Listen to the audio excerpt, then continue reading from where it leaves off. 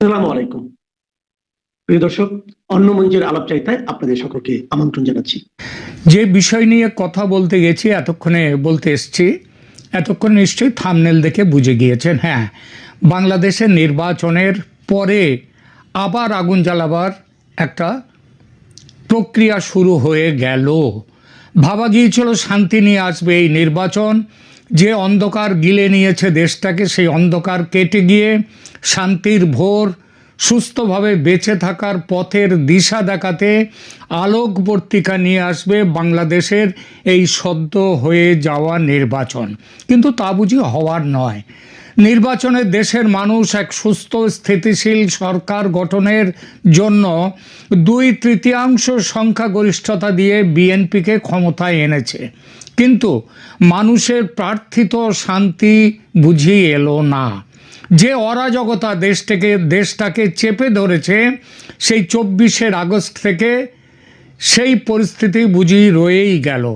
এমন সন্দেহ ও সংশয়ের কারণ গতকাল নির্বাচনের ফলে পরাজয়ের পর অন্যতম প্রতিদ্বন্দ্বী জোট জামায়াতে ইসলামীর নেতৃত্বাধীন 11 দলীয় জোট তারা সংবাদ সম্মেলন করে জানিয়েছে এই নির্বাচন নানা কারণে প্রশ্নবিদ্ধ, ফলত অগণতান্ত্রিক ও অবৈধ, জালিয়াতি করে এই নির্বাচনের ফল নিয়ে আসা হয়েছে।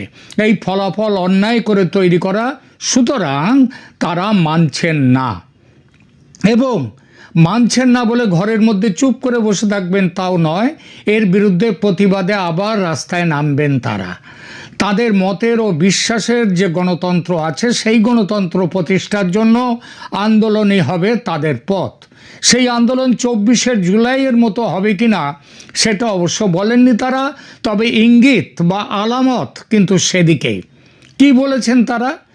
জামাতের আমির ডাক্তার শফিকুর রহমান বলেছেন, গত 12 ফেব্রুয়ারি সারা দেশে যে সাধারণ নির্বাচন অনুষ্ঠিত হলো, তাকে ঘিরে এ দেশের সাধারণ মানুষের মনে একটা প্রত্যাশা ছিল, অন্তর্বর্তীকালীন সরকারের অধীনে হয়তো তারা তাদের পছন্দের প্রতিনিধিকে নির্ভয়ে ভোট দিতে পারবেন। কিন্তু অত্যন্ত পরিতাপের বিষয়, সেই প্রত্যাশা ধুলোয় মিশে গেছে। গভীর উদ্বেগের সাথে জামাত লক্ষ্য করছে যে নির্বাচনের নামে দেশবাসীর সাথে এক বিশাল প্রহসন করা হয়েছে। নির্বাচনের তথাকথিত সুষ্ঠু পরিবেশের আড়ালে কারচুপি করা হয়েছে, এই বক্তব্য দিয়ে জামাতের আমির গতকাল এক সংবাদ সম্মেলনে 11 জোটের পক্ষ থেকে বলেছেন, নির্বাচনের দিন সরকার এবং নির্বাচন কমিশন বারবার দাবি করেছে যে ভোট সুষ্ঠু হচ্ছে, কিন্তু পর্দার আড়ালে কি ঘটেছে? দেশের বিভিন্ন প্রান্ত থেকে আসা তথ্য অনুযায়ী নির্বাচনের ফলাফল চূড়ান্ত করার সময় ব্যাপক কারচুপি ও ইঞ্জিনিয়ারিং করা হয়েছে। অর্থাৎ ফল ট্যাবুলেশন করার বিভিন্ন জায়গা থেকে, বুথ স্তর থেকে যখন যেসব ফল এসছে, সেইগুলো ট্যাবুলেশনের সময় কারচুপি করা হয়েছে, ইঞ্জিনিয়ারিং করা হয়েছে, তার ফলে তারা হেরে গেছে। বিশেষ করে জামাতের আমিরের বক্তব্য, বিশেষ করে যেসব আসনে 11 দলের জোটের প্রার্থীরা শক্ত অবস্থানে ছিলেন এবং জয়ের সুনিশ্চিত সম্ভাবনা ছিল তাদের, সেখানে ফলাফল পাল্টে দেয়া হয়েছে। ভোটারদের স্বতঃস্ফূর্ত অংশগ্রহণ সত্ত্বেও গণনার সময় প্রশাসনিক প্রভাব খাটিয়ে ফলাফলকে একটি নির্দিষ্ট দলের পক্ষে নেওয়া হয়েছে। অনেক কেন্দ্রে পোলিং এজেন্টদের বের করে দেওয়া হয়েছে এবং শেষ মুহূর্তে গণনার টেবিলে ডিজিটাল কারচুপি করা হয়েছে বলেছেন ডক্টর শফিকুর রহমান। এই ফলাফল কোনোভাবে জনগণের প্রকৃত ম্যান্ডেটের প্রতিফলন নয়, ফলে এই ফলাফল তারা মানছেন না। ফলাফল প্রত্যাখ্যানের যেসব কারণ তিনি দেখাচ্ছেন, সেগুলো আমি আগেই বলেছি যে সংবাদ সম্মেলনে এই বক্তব্য দিয়েছেন, সেখানে কারণগুলো মোটামুটি এরকম যে ফলাফল ঘোষণার বিলম্ব, ইন্টেনশনাল ডিলে, ইচ্ছা করে এই বিলম্ব করা হয়েছে। কেন? যাতে কারচুপি করা যায়। অনেক আসনে ভোট গণনা শেষ হওয়া সত্ত্বেও এবং জোটের প্রার্থীরা এগিয়ে থাকা সত্ত্বেও রিটার্নিং কর্মকর্তারা ফলাফল ঘোষণা করতে দীর্ঘ সময় ক্ষেপণ করেছেন। জোটের নেতাদের মতে, জামাত জোটের এই সময়টি ফলাফল পাল্টানোর বা ইঞ্জিনিয়ারিং করার কাজে ব্যবহার করা হয়েছে। দ্বিতীয়ত, ফলাফল শিটে গরমিল, discrepancy in result sheets. Polling এজেন্টদের কাছে থাকা স্বাক্ষরযুক্ত রেজাল্ট শিটের তথ্যের সাথে রিটার্নিং কর্মকর্তাদের ঘোষিত চূড়ান্ত ফলাফলের বড় ধরনের অমিল পেয়েছেন তারা। বিশেষ করে যেসব আসনে জোটের প্রার্থীরা সামান্য ব্যবধানে হারছেন, সেখানে তথ্য টেম্পারিংয়ের অভিযোগ আনা হয়েছে। এছাড়া এজেন্টদের বের করে দেওয়া হয়েছে, তাদের বাধা দেওয়া হয়েছে। বেশ কিছু কেন্দ্রে ভোট গণনার সময় জামাত জোটের দলগুলোর যেসব পোলিং এজেন্টরা ছিল তাদের ভয়ভীতি দেখিয়ে সেখান থেকে বের করে দেওয়া হয়েছে। এজেন্টদের অনুপস্থিতিতে ব্যালট পেপারে সিল মারার অভিযোগও তোলা হয়েছে। এছাড়া ভোট গণনায় কারচুপির কথা তো বলেছি। সংবাদ সম্মেলনে বিশেষভাবে অভিযোগ করা হয় যে অনেক আসনে বিপুল সংখ্যক বাতিল করে দেয়া হয়েছে ভোট, অর্থাৎ ভোটকে বাতিল করে দেওয়া হয়েছে এবং সেগুলো নাকি ছিল জামাত জোটের প্রার্থীদের ভোট। কী করে বাতিল করা হয়? বাতিল করা হয়েছে, জামাত জোটের প্রার্থীদের ভোট দেওয়া হয়েছে, সেখানে আরেকজন প্রার্থীকে আরেকটা ছাপ মেরে দেওয়া হলো এবং এইভাবে ভোট বাতিল করা হয়েছে। এটা তাদের বক্তব্য হচ্ছে এই দাবি। এছাড়া প্রশাসনিক পক্ষপাতিত্ব আছে। প্রশাসনের একটা বড় অংশ নির্বাচনের নিরপেক্ষতা বজায় রাখতে ব্যর্থ হয়েছে এবং সেটা জামাত ধরতে পারল নির্বাচন হয়ে যাওয়ার পরে। কি অবস্থা ভাবুন। বিশেষ করে কিছু রিটার্নিং কর্মকর্তা এবং আইন শৃঙ্খলা রক্ষাকারী বাহিনী, এখানে সেনাবাহিনীর ওপরেও তাদের ইঙ্গিত গেছে যে তাদের সদস্যদের বিরুদ্ধে বিএনপির পক্ষে কাজ করার অভিযোগ তোলা হয়েছে। ভোটারদের ভীতি প্রদর্শন আছে এর সাথে। নির্বাচনের দিন ও নির্বাচনের আগে জোটের সমর্থকদের ভোট কেন্দ্রে যেতে বাধা দেওয়া হয়েছে, ভয়ভীতি দেখানো হয়েছে, যাতে ভোটার উপস্থিতি প্রভাবিত করার চেষ্টা করা হয়েছে। সংবাদ সম্মেলনে 11 দলীয় জোটের পক্ষ থেকে বিএনপির জয়ী প্রার্থীদের মধ্যে এটা একটা খুব বড় অভিযোগ যে তাদের ঋণ খেলাপিদের প্রার্থিতা নিয়ে যে অভিযোগ তোলা হয়েছে তা এই নির্বাচনের একটা ভীষণ বিতর্কিত গুরুত্বপূর্ণ দিক। জামাত জোটের নেতারা মনে করছেন এটি কেবল আইনি ত্রুটি নয়, বরং রাজনৈতিক সততার পরিপন্থী। তারা জামাত জোটের পক্ষ থেকে অভিযোগ করা হয়েছে যে আইন অনুযায়ী কোনো ঋণ খেলাপির নির্বাচনে অংশ নেওয়ার সুযোগ নেই, কিন্তু নির্বাচনের আগে নির্বাচন কমিশন এক ধরনের চাতুরির আশ্রয় নিয়ে বড় বড় ঋণ খেলাপিদের প্রার্থী হওয়ার সুযোগ করে দিয়েছে। বিশেষ করে বিএনপির অন্তত 14 জন মতান্তরে, আরও বেশি, কেউ তাদের আবার নেতারা কেউ বলছেন না তারও বেশি, সেই জয়ী প্রার্থীর বিরুদ্ধে সুনির্দিষ্টভাবে তারা ঋণ খেলাপির অভিযোগ থাকা সত্ত্বেও উচ্চ আদালত থেকে স্টে অর্ডার, স্থগিতাদেশ নিয়ে তারা নির্বাচনে অংশ নিয়েছেন। এর বিরুদ্ধে জামাত আমির বলেছেন। জামাত নেতারা দাবি করেছেন নির্বাচন কমিশন নিরপেক্ষ ভূমিকা পালনের বদলে বিশেষ একটি দলের মানে বিএনপির চাপের মুখে নথি স্বীকার করেছে। তারা অভিযোগ করেছে নির্বাচন কমিশন কঠোর অবস্থানে থাকলে এই ঋণ খেলাপিরা কখনোই বাছাই প্রক্রিয়ায় পার পেতেন না। কমিশন আইনি ফাঁকফোকর ব্যবহার করে এদের প্রার্থীদের নির্বাচনে অংশগ্রহণের পথ সুগম করে দিয়েছে, যা মূলত 2024 সালের ছাত্র জনতার অভ্যুত্থানের যে স্পিরিট, দুর্নীতিমুক্ত রাজনীতির পরিপন্থী। ডাক্তার শফিকুর রহমান তার বক্তব্যে একটি কড়া মন্তব্য করেছেন এ বিষয়ে, যা ছিল গতকালকের আলোচনার কেন্দ্রে। তিনি বলেছিলেন বগলের নিচে ঋণ খেলাপিদের নিয়ে সংসদ নির্বাচন করবেন আর জনগণকে আপনারা ন্যায় ইনসাফের বাংলাদেশ উপহার দেওয়ার স্বপ্ন দেখাবেন। এই গান আর চলবে না, তারা চলতে দেবেন না। তার এই বক্তব্যের মূল বার্তা ছিল যারা নিজেরা ব্যাংকের টাকা আত্মসাৎ করেছে তারা দেশকে দুর্নীতিমুক্ত কিভাবে করবে, তারা করতে পারে না। জোটের পক্ষ থেকে, জামাত জোটের পক্ষ থেকে সুনির্দিষ্টভাবে দাবি করা হয়েছে যেসব আসনে ঋণ খেলাপিরা বিজয়ী হয়েছেন সেই আসনগুলোর ফলাফল অবিলম্বে বাতিল ও অবৈধ ঘোষণা করতে হবে, সেখানে নতুন করে নির্বাচন করতে হবে।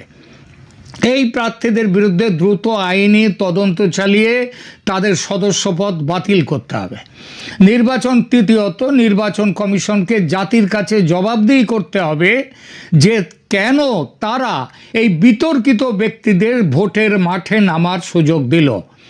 তাই জামাত জোট দাবি করেছে বিতর্কিত ও সন্দেহজনক আসনগুলোর ফলাফল স্থগিত করে সেগুলোতে স্বচ্ছ অডিট করতে হবে। অনিয়মের সাথে জড়িত নির্বাচন কর্মকর্তা ও প্রশাসনিক ব্যক্তিদের বিরুদ্ধে ব্যবস্থা নিতে হবে। জনগণের প্রকৃত ম্যান্ডেট নিশ্চিত না হওয়া পর্যন্ত রাজপথে আন্দোলন চালিয়ে যাওয়া হবে। বক্তারা সম্মিলিতভাবে গতকাল যারা বক্তব্য রেখেছেন ওই সংবাদ সম্মেলনে তারা নির্বাচনকে জনগণের আকাঙ্ক্ষার প্রতিফলন নয় বরং একটি নিয়ন্ত্রিত কন্ট্রোলড রেজাল্ট হিসেবে অভিহিত করেছেন। 11 দলীয় জোটের নেতাদের মতে ঋণ খেলাপিরা সংসদে যাওয়া মানে হলো দুর্নীতির প্রাতিষ্ঠানিকীকরণ। তাদের দাবি যদি এই ফলাফলগুলো বহাল থাকে তবে তা রাজপথের আন্দোলনের মাধ্যমে প্রতিহত করা হবে, কারণ এই বিজয় জনগণের স্বতঃস্ফূর্ত বিজয় নয় বরং লোন ডিফল্টারদের পুনর্বাসন দেওয়ার একটি প্রক্রিয়া। কি অবস্থা দেখুন। তারপরে এরা বলছে ব্যালট পেপার এবং গণনা লব্ধ যে তথ্যের মধ্যে নাকি বিশাল অসঙ্গতি ধরা পড়েছে, যেখানে কয়েক হাজার ভোটে জামাত জোটের প্রার্থীরা এগিয়ে থাকলেও শেষ মুহূর্তে অদ্ভুতভাবে তাদের হারিয়ে দেওয়া হয়েছে। প্রশাসনের একটি অংশ নিরপেক্ষ থাকার কথা থাকলেও তারা বিশেষ মহলের স্বার্থ রক্ষায় কাজ করেছে 11 দলের পক্ষ থেকে। তাই তিনি স্পষ্ট ভাষায় জানিয়ে দিয়েছেন জনগণের আমানত নিয়ে এই ছিনিমিনি বরদাস্ত করা হবে না। এই নির্বাচন কেবল একটি আনুষ্ঠানিকতা ছিল, এটি কোনো অর্থবহ গণতান্ত্রিক প্রক্রিয়া ছিল না। তাই এই বিতর্কিত ফলাফল তারা প্রত্যাখ্যান, শুধু যেমন তেমন প্রত্যাখ্যান নয়, ঘৃণা ভরে প্রত্যাখ্যান করছেন। মানে এই নির্বাচনের ফলাফল তারা মানছেন না। তাহলে কি জামাতের যারা জিতেছেন, এনসিপির যারা জিতেছেন, তারা কি সংসদে শপথ নেবেন না? সেটা নিয়ে কিন্তু কিছু বলেননি। যাই হোক, এই প্রত্যাখ্যান করার পর কি করবেন তারা, সেটাও জামাত আমির বলে দিয়েছেন। তিনি আন্দোলনের ডাক দিয়েছেন ও বলেছেন রাজপথের প্রস্তুতি নিতে। বলেছেন গণতন্ত্র আজ আবার বন্দী হয়ে গেছে। যখন ব্যালটের মাধ্যমে জনগণের ইচ্ছার প্রতিফলন ঘটে না তখন রাজপথ ছাড়া আর কোনো বিকল্প পথ খোলা থাকে না। তাই বলেছেন আজ, খেয়াল করবেন কথাটা কি বলেছেন, আজ এই সংবাদ সম্মেলন থেকে স্পষ্ট ঘোষণা করছি, তার কথাই তাই বলছি। তিনি বলেছেন স্পষ্ট ঘোষণা করছি আমরা এই অবিচারের বিরুদ্ধে চুপ করে ঘরে বসে থাকব না। আমরা রাজপথে আন্দোলনের ঘোষণা দিচ্ছি। আমাদের এই আন্দোলন হবে শান্তিপূর্ণ কিন্তু কঠোর। এই লড়াই কেবল 11 দলের লড়াই নয়, এ লড়াই এদেশের 18 কোটি মানুষের ভোটাধিকার রক্ষার লড়াই। আমরা খুব শীঘ্রই সারা দেশে বিক্ষোভ সমাবেশ, মানববন্ধন এবং প্রয়োজনে আরও কঠোর কর্মসূচি ঘোষণা করব।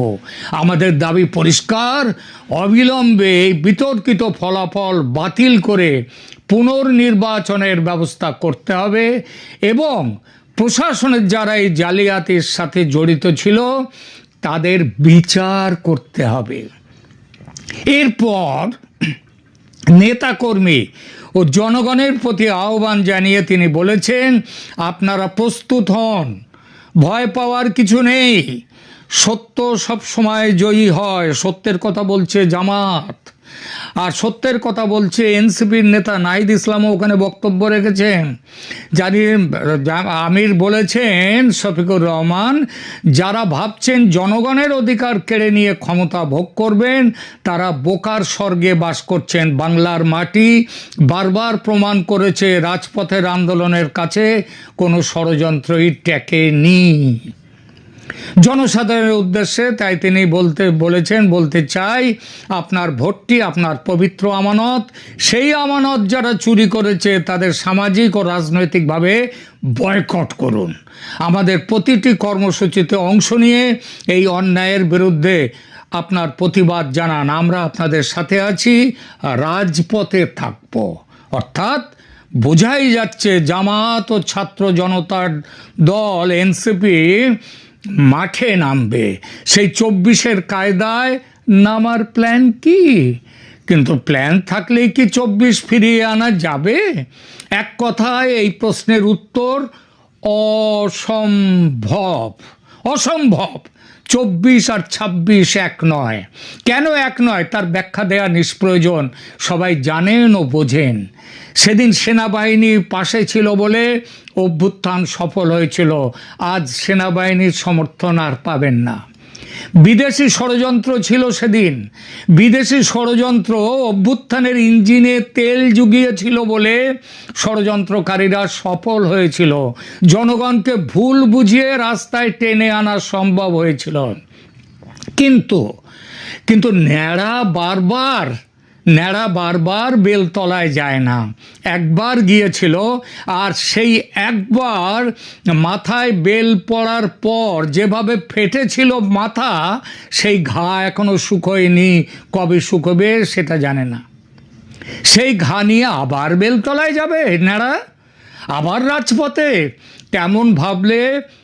তেমন যদি ভেবে থাকে কেউ, তাহলে বলতেই হবে জামাত মূর্খের স্বর্গে বসে আছে। কিন্তু জামাত আর যাই হোক, মূর্খ তো কখনোই নয়। তাহলে এইসব গরম গরম কথা কেন বলছে? এর কয়েকটা কারণ তো আছে। এক হচ্ছে স্বপ্নভঙ্গের তীব্র বেদনা। যেভাবে জাল গুটিয়ে এনেছিল জামাত, যেভাবে ইলেকশন ইঞ্জিনিয়ারিংয়ের সব ব্যবস্থা পাকা করে ফেলেছিল, আপনারা সবাই তো দেখেছেন, শুনেছেন গত কয়েকদিন ধরে জামাত কি করছে দেশে। যেভাবে তাদের নিয়ন্ত্রণ অধীন প্রশাসনকে দিয়ে জাল ব্যালট পেপার ছাপিয়েছে, আরবের তেলের টাকার বন্যা বইয়ে দিয়েছে শহর থেকে গ্রামে, যেভাবে ভোটার লিস্টে কারচুপি করেছে, যেভাবে প্রিজাইডিং অফিসার ও পোলিং অফিসারদের জালিয়াতির জন্য মোবিলাইজ করেছে, তারপর এই পরাজয় মানতে পারছে না তারা। জামাত এতটাই নিশ্চিত ছিল ক্ষমতা দখলের ব্যাপারে যে নাহিদ ইসলামকে মন্ত্রী করার কথা পর্যন্ত প্রকাশ্যে ঘোষণা করে দিয়েছিলেন ডাক্তার শফিকুর রহমান। এটা আপনাদের নিশ্চয়ই মনে আছে। দ্বিতীয়ত, আগামী দিনে আওয়ামী লীগ ফিরছেই দেশে, সেদিনের খুব দেরি নেই। তারেক রহমান স্পষ্ট বলেছেন সে কথা। তিনি বলেছেন, কোনো দলকে আমি নিষিদ্ধ করে রাখা পদ্ধতিতে বিশ্বাসী নই, এবং আওয়ামী লীগ ফিরলে জামাত আরও পেছনে চলে যাবে। গত 18 মাস দেশ জুড়ে যে অত্যাচার অনাচার হয়েছে, যেভাবে প্রশাসনকে বগল দাবা করে জামাত রাজত্ব চালিয়েছে, অনির্বাচিত হয়ে অবৈধ হয়ে সেখান থেকে পতন হলে তার অভিঘাত কি হবে সেটা ভেবে এখন অস্থির জামাত। তাই ভুল বকতে বাধ্য হচ্ছে সমর্থকদের চাঙ্গা রাখার উদ্দেশ্যে। জামাতের সবচেয়ে বড় ভয় গণভোটের ভবিষ্যৎ নিয়ে। গত রাতের সংবাদ বৈঠকে সেই ভয়ের কথা বলেও ফেলেছেন ডক্টর শফিকুর রহমান। সরকার যদি জুলাই সনদ আগামী 180 কার্য দিবসের, মানে মোটামুটি 9 মাসের মধ্যে, কারণ ওটা 270 দিনে হয় 180 কার্য দিবস, সুতরাং এই 270 দিনের মধ্যে যদি কার্যকর না করে তাহলে ফল খারাপ হবে বলে হুঁশিয়ারি দিয়েছেন ডাক্তার শফিকুর রহমান, নাহিদ ইসলামরা।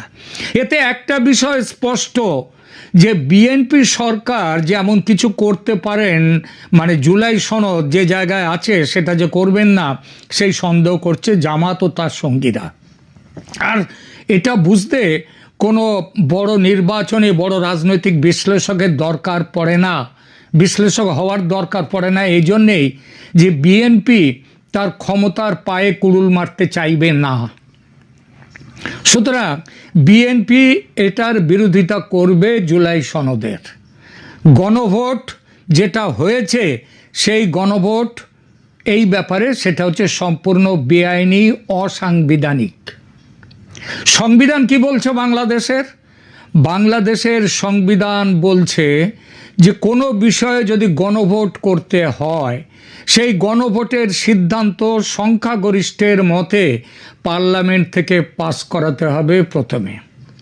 পার্লামেন্ট সেটা পাস করার পর যদি বলা হয় যে গণভোট হবে, তাহলে সেই প্রস্তাব যাবে রাষ্ট্রপতির কাছে।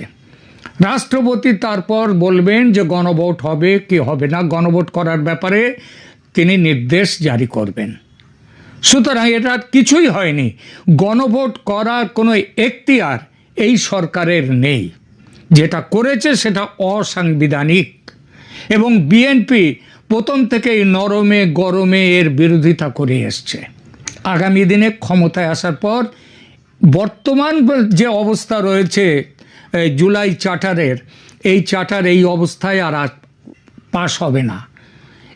এটাতে এত জল মেশানো হবে, যদি পাস হয়ও এত জল মেশাবার পর সেটা পাস হবে যে সেটাকে তখন আর জুলাই চার্টারের মূল বিষয়গুলো সেখান থেকে গায়েব হয়ে যাবে, আর সেটা হতে বাধ্য। এটা জামাত বুঝেছে, তাই তাদের মাথায় এখন গণভোট নিয়েও প্রশ্ন এসছে। দেখা যাক আগামী দিনে কি হতে চলেছে, কবে ইউনূস বিদায় নিচ্ছেন। কারণ যে খবর আছে ইউনূসকে আগামী এক সপ্তাহের মধ্যেই ইউনূস বিদায় নেবেন। তার আগে কমিশন, নির্বাচন কমিশন তাদের টোটাল যে তালিকা সেটা দেবেন, নির্বাচিত সাংসদদের তালিকা। আর এই সময়ে এইবার খেলা ডাকাতে বাজারে নামবেন শাহাবুদ্দিন চুপ্পু রাষ্ট্রপতি।